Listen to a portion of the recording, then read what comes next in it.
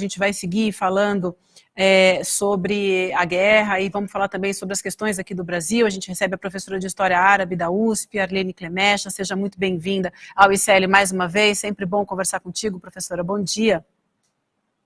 Bom dia, como vai? Tudo bem? Prazer conversar com vocês, Vivian. A gente vai começar falando, então, sobre um artigo que a senhora escreveu junto, que foi assinado também pela Marilena Chauí, Vladimir Safatli, o Paulo Sérgio Pinheiro, entre outros, né?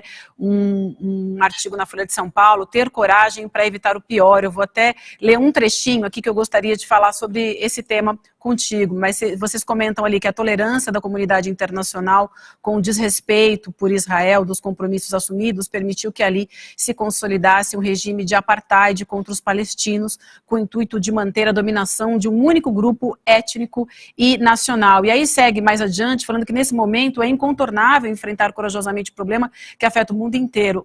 2 pontos. A paz no Oriente Médio depende do fim da ocupação ilegal dos territórios palestinos e do apartheid. Queria justamente começar falando sobre isso, sobre essa necessidade de como se chegar a essa paz e ao fim dessa guerra e principalmente a devolução do território para os palestinos, professora. Veja, a primeira coisa a ser dita é que muito se fala desse conflito ser muito complexo. É muito complexo, muito, né? Não é complexo, mas ele não deixa de ser difícil, porque tem um longo histórico de acúmulo de problemas e então é evidente que é difícil resolver o problema, né? Não tem como negar isso. Mas para tentar resumir o que seriam as linhas principais para se chegar a colocar o contexto no trilho da resolução, digamos assim, primeiro é uma avaliação correta do que existe. E é isso que esse artigo busca fazer, avaliar que existe, primeiro, uma traição aos acordos firmados no passado, um desrespeito às resoluções da ONU e ao direito humanitário internacional em geral, e terceiro, um desleixo, um descuido, uma permissão para que um regime de segregação, de apartheid, persista. E como que se resolve um regime de apartheid? Bom, tem o caso da África do Sul no passado, isso foi necessário um movimento de unificação mundial para pressionar a África do Sul para acabar com o apartheid. Foi necessário um movimento de boicotes contra a África do Sul para acabar com o apartheid. Ou seja, é difícil haver essa unidade internacional que é tão necessária, porque hoje com Israel os Estados Unidos dão um apoio incondicional, isso trava tudo. Mas o contexto é um contexto de apartheid, e é um contexto de ocupação dos territórios palestinos da Cisjordânia, faixa de Gaza, Jerusalém Oriental está anexada, não só ocupada. Para não falar das colinas do Golã que pertencem à Síria, que também estão ocupadas. Então a primeira coisa é pensar que tem que acabar a ocupação militar da Cisjordânia, faixa de Gaza, Jerusalém Oriental e colinas do Golã. Isso é lei internacional, isso é o que a ONU diz. Segundo, há um consenso de que, tanto dentro de Israel quanto nos territórios palestinos, existe um sistema de segregação. E é um sistema, então, de apartheid, é um apartheid específico, é o apartheid da Palestina.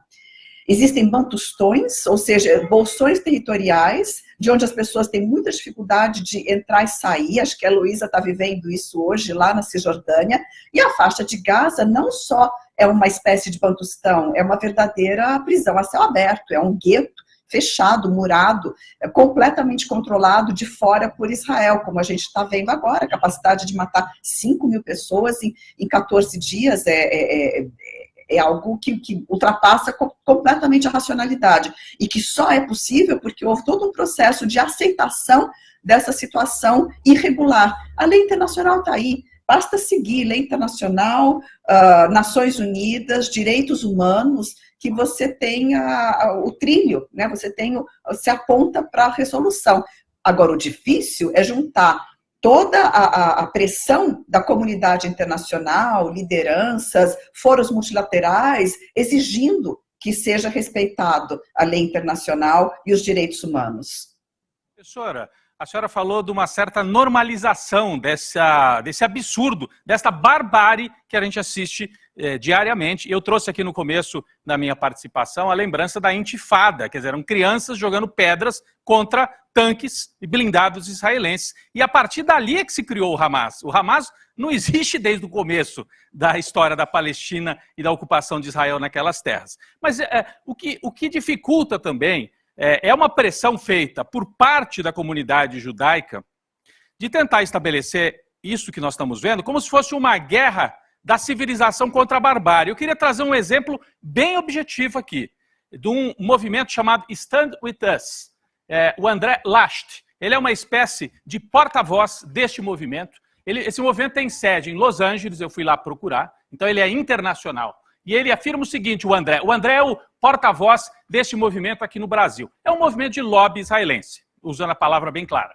A guerra não é entre israelenses e palestinos, entre judeus e muçulmanos. Não é uma guerra entre israelenses e árabes. É uma guerra entre o mundo livre e o mundo não livre, entre a barbárie e a democracia. Eu acho muito grave isso. Outro dia o Netanyahu falou que o que a gente vê ali, Netanyahu, primeiro-ministro, é uma guerra entre as crianças da luz e as crianças da escuridão, legitimando o massacre, mataram 5.000 pessoas. Então, esse discurso parece que abre as portas para um massacre. É como se eles estivessem acreditando nisso realmente, ou pelo menos querendo que parte da comunidade internacional acredite. A senhora acha que eles estão sendo bem-sucedidos nesta campanha de transformar os palestinos em bloco na terra da barbárie? A Palestina é a terra da barbárie e os israelenses são os representantes da democracia e da civilização? Estão conseguindo fazer isso desta vez também? Porque essa retórica que você mostrou nessa desse representante dessa organização Stand With Us, né, retórica extremista que tem saído da própria do establishment israelense, mostra duas coisas. Primeiro, as intenções. As intenções são, na verdade, muito. A gente está face ao suicídio que já está acontecendo e pode atingir proporções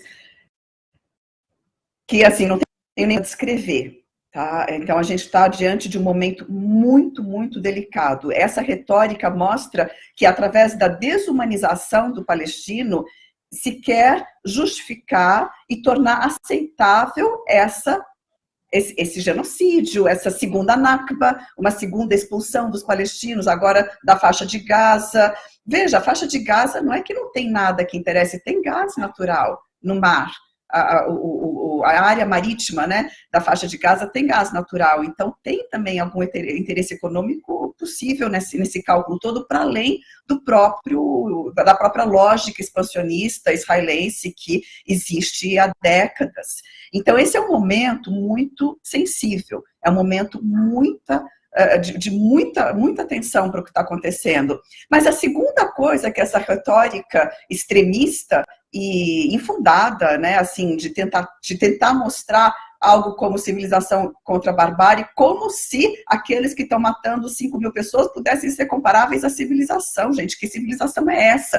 Também não vou defender nenhum ataque terrorista do Hamas. Também é absolutamente condenável. A morte de civis é condenável em qualquer contexto, né, de qualquer forma.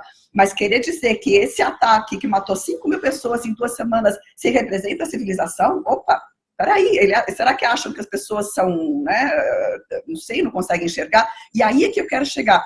Não estão conseguindo colocar o seu ponto de vista com essa retórica infundada para a opinião pública. A guerra da opinião pública está sendo perdida por esse establishment israelense que está tentando justificar esse genocídio, limpeza étnica, as duas coisas que estão, na verdade, acontecendo ao mesmo tempo, nesse momento. Então, essa retórica tenta, primeiro, preparar o mundo para aceitar a segunda limpeza étnica e o genocídio em curso, aceitar, porque se você desumaniza o palestino, você aceita qualquer coisa contra ele. Ah, são terroristas, não são pessoas. E essas declarações têm vindo de Israel, são animais humanos. Isso foi dito. Queremos uma segunda Nakba. Isso também saiu do establishment israelense, políticos, ministros, membros do parlamento. Tudo isso tem tem sido observado, né?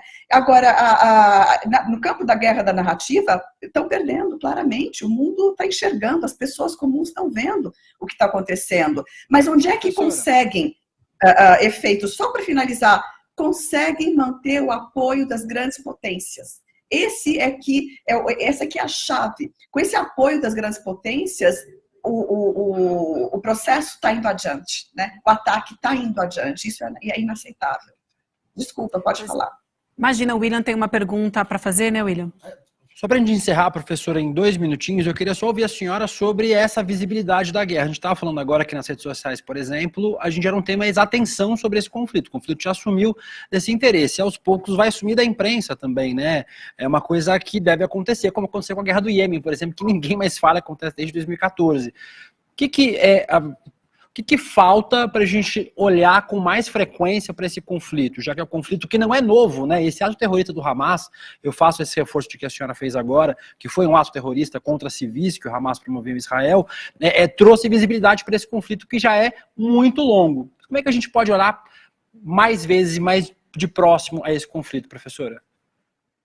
Bom, não vamos esquecer primeiro que está tendo um cancelamento nas redes sociais. Postagens sobre a Palestina estão sendo apagadas massivamente, tá?